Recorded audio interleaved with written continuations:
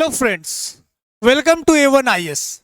My name Pranav Singh and today we'll discuss next important acts and bill for upcoming BPSC mains examination. हमने last class में दो important act पढ़ा था। पहला पढ़ा public examination unfair means वाला act पढ़ा था एंड सेकेंड एक्ट नारी शक्ति अधिनियम के बारे में पढ़ा था। तो उसको लेकर दो इंपॉर्टेंट मेंस के क्वेश्चन है, पहले वो डिस्कस करते हैं, then we go to important जो नेक्स्ट इंपॉर्टेंट एक्ट्स होगा उसके बारे में पढ़ेंगे। तो पहला क्वेश्चन है नारी शक्ति अधिनियम के बारे में। Evaluate the role of the Nari Shakti Adhiniyam in ensuring the women safety and security in India. Full stop. How has the law contributed to tackling the issues like domestic violence, harassment and gender based violence. तो question direct है लेकिन उसको club कर दिया गया है कुछ society issues जो बहुत कॉमन इश्यूज है, सोसाइटी इश्यूज है उसको लेकर, एंड दूसरा जो लॉ के बारे में हमने कल जो डिस्कस किया था उसको लेकर। तो this two important points you have to understand. इस बिल के बारे में हमने पढ़ा what are the importance, why the need, importance and some concern regarding this bill. उसके बाद ये कैसे कुछ इंपॉर्टेंट सोसाइटी इश्यूज है जैसे डोमेस्टिक वायलेंस, इसको कैसे हेल्प करेगा ये लॉ इस चीज को रिमूव करने के लिए या टैकल करने के लिए, हरासमेंट को लेकर एंड जेंडर बेस्ड। तो write this type of mains question clubbing with two society issues and laws, और बहुत अच्छा आंसर लिखे क्योंकि हमने हर चीज को डिस्कस किया। Now we move to second question, public examination and unfair means act. इसको लेकर एक डायरेक्ट क्वेश्चन है। In the light of the public examination act discuss the role of technology in enhancing the security and fairness of public examinations. What are the potential risks and challenges posed by the digitalization of exam? तो ये भी direct है। इसमें again एक important act जो हमने discuss किया उसको लेकर बात है। डिस्कस रोल कर रहा है टेक्नोलॉजी को लेकर, again second part enhancing the security and fairness जो हमने डिस्कस किया था एक्ट। ये सारे दो क्वेश्चंस में कुछ चीज क्लब कर दिया गया रिगार्डिंग द एक्ट। तो ऐसे क्वेश्चन को आप प्रैक्टिस कीजिए फॉर द मेंस, और चांसेस है कि दिस टाइम इस एक्ट को लेकर कोई ना कोई सवाल आएगा, क्योंकि बीपीएससी 70 में भी आप देख रहे हैं बहुत सारा मिसमैनेजमेंट को लेकर, लीकेज को लेकर ये चीज़ डिस्कशन हुआ है, and high court will be decide कि एग्ज़ाम होना चाहिए या नहीं, री एग्ज़ाम होना चाहिए या नहीं होना चाहिए। तो फॉर दैट रीज़न बिहार ने भी एक इम्पॉर्टेंट एक्ट पास किया, the public examination, Bihar particular state government में आफ्टर सेंट्रल गवर्नमेंट। तो ये क्वेश्चन आने का चांसेस है रिगार्डिंग दिस एक्ट। तो try to write both mains question. Okay, now we move to the next important topic regarding our today class, UAPA। ये बहुत news में रहा है, ये टॉपिक थोड़ा सा पुराना है पर always remain in the news. Unlawful activities and prevention act, जिसे शॉर्ट फॉर्म में बोलते हैं UAPA। अब हम ये एक्ट क्यों पढ़ रहे हैं? क्योंकि इसमें कुछ हमेशा अमेंडमेंट्स होते रहते हैं। जो लास्ट अमेंडमेंट हुआ था इन 2019, और ये लॉ को लेकर हमेशा इस पे सवाल उठता है, इसके कन्विक्शन रेट पे सवाल उठते हैं, इसके प्रोसेस को लेकर सवाल उठता है, वायलेशन ऑफ फंडामेंटल राइट्स को लेकर सवाल उठता है। तो ये हमेशा न्यूज़ में रहता है। आपने देखा होगा बहुत सारे जर्नलिस्ट के ऊपर भी UAPA लगा दिया। अगर किसी ने सरकार के खिलाफ कोई न्यूज़ पब्लिश किया, प्रिंट में हो या इलेक्ट्रॉनिक मीडिया हो, किसी ने कुछ करता तो उस पर भी UAPA लगा दिया जाता है। तो फॉर दैट रीज़न हमेशा इस पर ये होता है कि UAPA बेसिकली है क्या, ये किस लिए यूज़ किया जा रहा है, बेसिकली क्या उसके कारण कोई हमारे सॉवरेनिटी और इंटीग्रिटी पे सवाल या डेंजर बन रहा है। तो this always remain in the news, जिसके लिए हमें हमेशा UAPA ऐसा एक टॉपिक है जो पढ़ना है। समझिए, unlawful activities and prevention act was passed in 1967। Okay, जो ये एक्ट है कब पास हुआ था? 1967 में। Basically it mainly aims to prevent anti national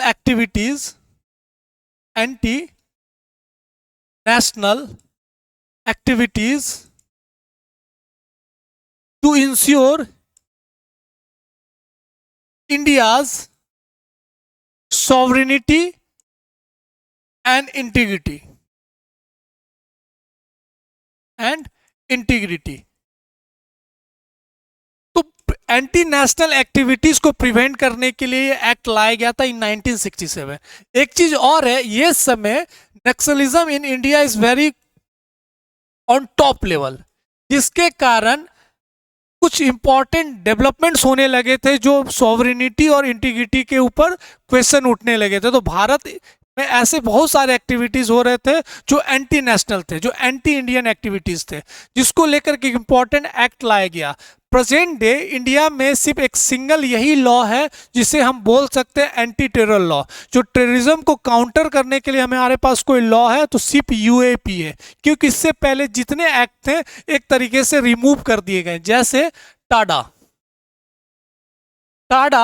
was passed in 1987 and POTA prevention of terrorism act passed in 2002। तो ये दो एक और एक्ट थे जो टेररिज्म को काउंटर करने के लिए भारत में लॉ थे, लेकिन समय के साथ एक तरीके से ये रिपेल हो गए और हमारे पास अब क्या बचा हुआ है, सिर्फ यूएपीए। तो UAPA is a single law to counter terrorism in India. अगर आप टाडा के बारे में थोड़ा सा समझे तो टाडा उस समय आया था जब इंडिया में सेपरेटिज्म बहुत चरम पे था, जो है खालिस्तानी इश्यूज बहुत कॉमन था और बहुत ज़्यादा था सेक्शनिस्ट को लेकर। एक तरीके से they want separate nation, they want curve out from India, तो वो बहुत कॉमन इशू चल रहा था खालिस्तानी को लेकर। तो टाडा उस समय भारत में लाया गया था इन 1987।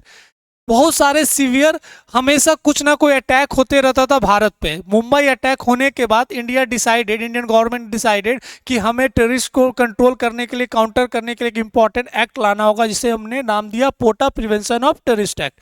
तो ये जो टाइम फ्रेम है ये समझ में आएगा कि ये एक्ट आने का कारण क्या था। और आज के डेट में हमारे पास सिर्फ एक ही एक्ट बचा है जो UAPA, unlawful activities prevention act. ये अब इसमें time to time there always some amendment, वो अमेंडमेंट के बारे में समझेंगे। उसके बाद what are the important arguments in the favour and against. Now when we talk about the key amendments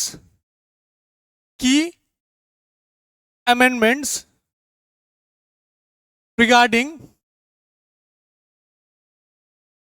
UAPA,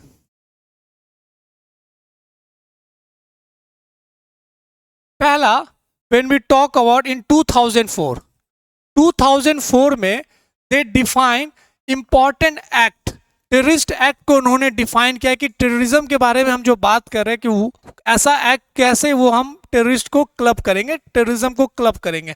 तो to understand the act of terrorism they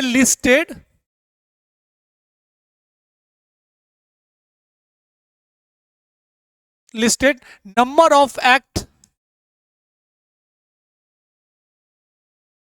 in terrorism। तो ये पहला इंपॉर्टेंट अमेंडमेंट है जो हमें समझना चाहिए। अगेन इन 2008 यहां पे फंड को लेकर बात किया गया कि फंड अगर फंडिंग को लेकर, फाइनेंसिंग को लेकर अगर जो टेररिज्म के साथ यूज किया जाता तो उसको रोकने के लिए they amend this act and put fund location को लेकर बात की गई। In 2013 they point out regarding money laundering and terrorism funding. तो मनी लॉन्ड्रिंग को लेकर और टेररिज्म फंडिंग को लेकर, क्योंकि फिनेंशियल एक्शन टास्क फोर्स एक समय बना था, उसके बाद they taken a strong step to curb the funding, to block the funding of terrorism activity. तो this all are the important amendments when we talk about the UAPA. तो ये सारे अमेंडमेंट आपको पता होना चाहिए क्योंकि हमेशा न्यूज में रहता है। एंड द लेटेस्ट वन जो 2019 में अमेंडमेंट हुआ है, this is very important regarding UAPA. ये पहले जो यूएपीए था पर्टिकुलर किसी ग्रुप, किसी ऑर्गेनाइजेशन को बैन करने के लिए यूज किया जाता था, लेकिन 2019 में या उससे पहले हम ये देख रहे थे कुछ इंडिविजुअल्स थे जो एक तरीके से भारत के अगेंस्ट एक्टिविटी कर रहे थे, जो एंटी नेशनल एक्टिविटी कर रहे थे, जो totally challenge the India sovereignty and integrity, जिसमें सबसे बेस्ट एग्जांपल अगर आपसे पूछा जाए तो गोल्डी बरार, वो हमेशा खालिस्तान इश्यू को लेकर आगे बढ़ता था and want to target India sovereignty. तो ये कारण रहा जिसके कारण अमेंडमेंट हुआ यूएपीए में, और they put individuals under the this terrorism group और टेररिस्ट, तो इंडिविजुअल, पर्टिकुलर इंडिविजुअल को भी लाया गया अंडर दिस सेक्शन। अगर कोई इंडिविजुअल भारत के खिलाफ कोई ऐसा एक्टिविटी करेगा जो सॉवरेनिटी और इंटीग्रिटी के खिलाफ है, तब पर्टिकुलर उस पर भी यूएपी लागू होगा। तो this all are the important amendment where we have to discuss UAPA. Now, important areas we have to discuss.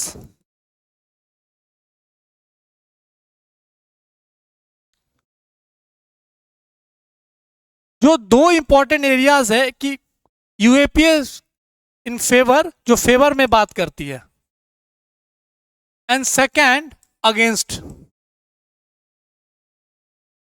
जब हम फेवर में बात करते हैं तो यहाँ पे सबसे इंपॉर्टेंट चीज हो जाता है, this is the only law to counter terrorism, to combat terrorism. हमारे पास और कोई लॉ नहीं है तो हम टेररिज्म के खिलाफ लड़ सकते हैं। तो this is the single law, क्योंकि टाडा और पोर्टा रिमूव हो चुका है, रिपेल हो चुका है, तो हमारे पास सिर्फ अब यूएपी है। तो this is the first one two counter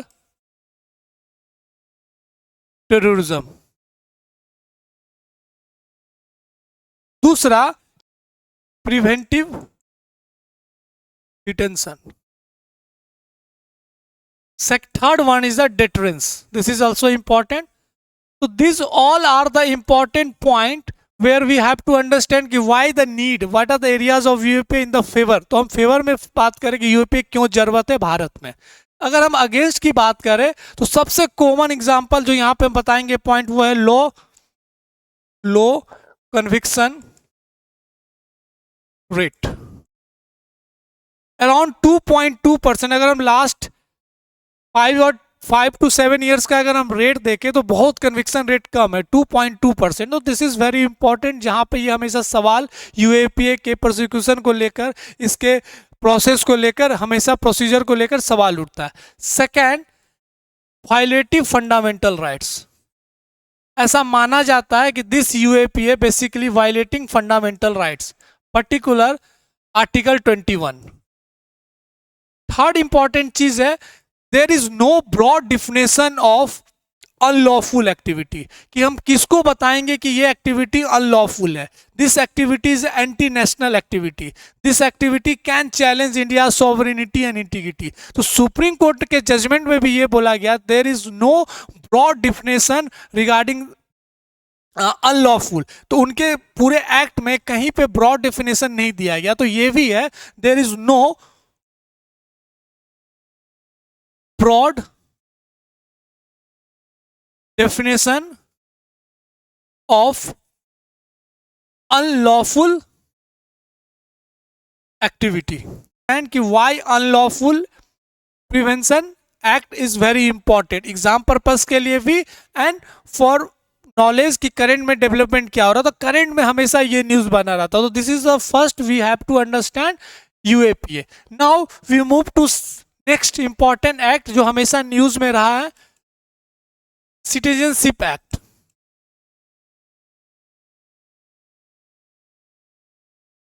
जब हम सिटीजनशिप एक्ट की बात करते हैं, this act was passed in 2019 where we providing citizenship to the religious persecution individuals from Afghanistan, Bangladesh and Pakistan. तो जो हिंदू, सिख, जैन, पारसी, क्रिश्चियंस थे, बुद्धिस्ट थे, वो जो एक तरीके वहाँ पे माइनॉरिटी थे, उनको रिलीजियसली परसिक्यूटेड किए गए, रिमूव किए गए फ्रॉम पर्टिकुलर कंट्री। जो 3 स्पेसिफिक कंट्री का नाम लिया गया, and they want citizenship in India. तो उनके लिए एक इंपॉर्टेंट सिटीजनशिप एक्ट पास हुआ था in 2019। This is very important act where we have to discuss. अब इस एक्ट को लेकर हम क्यों बात कर रहे हैं, ये तो बहुत पुराना एक्ट है 2019। In recent time there are some important notified rules are implementing regarding this. For that reason section 6b is amended. तो ये बहुत इंपॉर्टेंट रहा न्यूज़ में कि क्या क्या इंपॉर्टेंट नोटिफिकेशन आए थे रिगार्डिंग दिस। तो ये बहुत पुराना टॉपिक है, but you have to understand कि इस पे अगर सवाल आता है, this is also one of the important topic regarding bills and act. तो उसके लिए भी आपको थोड़ा सा पढ़ना होगा रिगार्डिंग दिस, कि वो ज़्यादा इंपॉर्टेंट नहीं हो जाता, लेकिन we have to cover all boundaries regarding current affairs. तो ये भी एक इंपॉर्टेंट टॉपिक है।